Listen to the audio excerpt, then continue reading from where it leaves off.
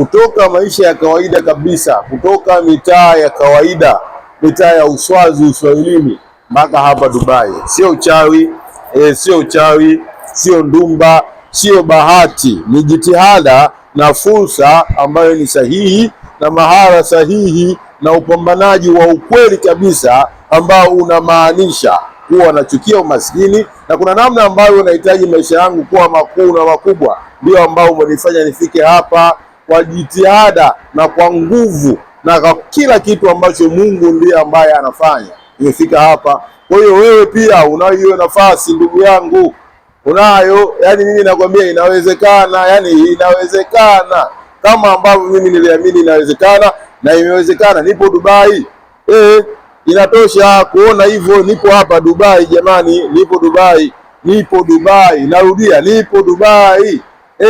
Nipo Dubai. Utajua wewe kama nalinga na kupigia kelele usinisikilize, ila nipo Dubai. Na wewe kama unataka kupiga kelele, basi ungana na mimi uje nikufundishe biashara ambayo itakusaidia kuweza kuwa miongoni miongoni mwetu, ufanikiwe katika maisha yako.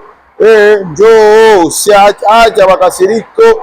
Nipo hapa Dubai, mimi na enjoy jamani, kutoka kitaa Temeke, Mbagala, Sabasaba kwa Mpili, Machinjioni mpaka Dubai. Nipo hapa, nafurahi. Mungu ni mwema.